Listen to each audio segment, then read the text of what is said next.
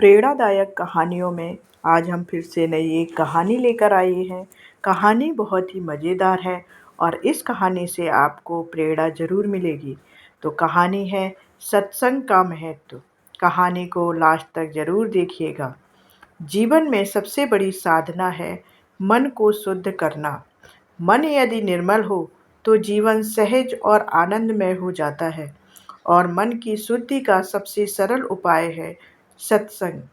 एक नगर में एक युवक प्रतिदिन संत का सत्संग सुनने जाता था। वहाँ वह महापुरुषों की शिक्षाएं सुनता और सोचता कि अब मैं अपने जीवन को बदल दूंगा, परंतु घर लौटते ही वह वैसा ही व्यवहार करने लगता। क्रोध, आलस और बुरी आदतें फिर हावी हो जाती। कुछ समय बाद उसके मन में शंका उठी। मैं इतने दिनों से सत्संग सुन रहा हूँ, लेकिन कोई परिवर्तन क्यों नहीं आ रहा? क्या सत्संग व्यर्थ है? एक दिन उसने यह प्रश्न संत से पूछा। संत मुस्कुराए और उसे पास रखी बांस की एक छेदों वाली टोकरी पकड़ा दी। बोले, जाओ इसमें नदी से पानी भरकर लाओ। युवक ने प्रयास किया, लेकिन पानी टिक ही नहीं पाया। वह खाली टोकरी लेकर लौट आया। संत ने कहा, कल फिर यही करना। युवक रोज यही काम करने लगा। हर दिन वह नदी जाता, पानी भरने का प्रयास करता और खाली लौट आता।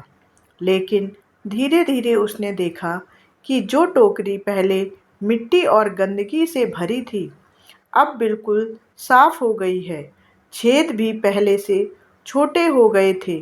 कुछ दिन बाद संत ने पूछा, पुत्र, इतने दिनों से यह काम कर रहे हो, क्या अनुभव हुआ?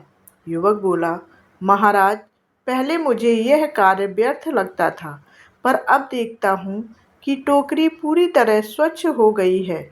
संत ने उत्तर दिया, यही सत्संग का प्रभाव है। जैसे टोकरी बार बार पानी से धुलकर साफ हो गई, वैसे ही मनुष्य का मन निरंतर सत्संग से शुद्ध होता है। शुरुआत में लगता है कि कुछ नहीं बदल रहा, लेकिन धीरे धीरे अवगुण कम होने लगते हैं और सद्गुण ठहरने लगते हैं। संत ने आगे कहा, सत्संग त्वरित चमत्कार नहीं करता, यह तो निरंतर साधना है।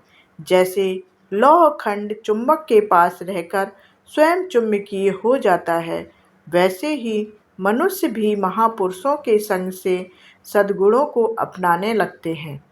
युवक को अपने प्रश्न का समाधान मिल गया। उसने समझ लिया कि सत्संग सुनना व्यर्थ नहीं है, बल्कि धीरे धीरे यह जीवन को नया स्वरूप देता है। इस कहानी से हमें क्या शिक्षा मिलती है?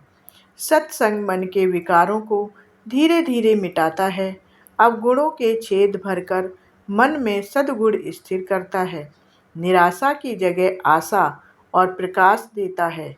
दुर्जन भी सत्संग से सज्जन हो जाते हैं। जैसे अंधकार में दीपक जलते ही प्रकाश फैल जाता है, वैसे ही सत्संग जीवन में प्रकाश भर देता है।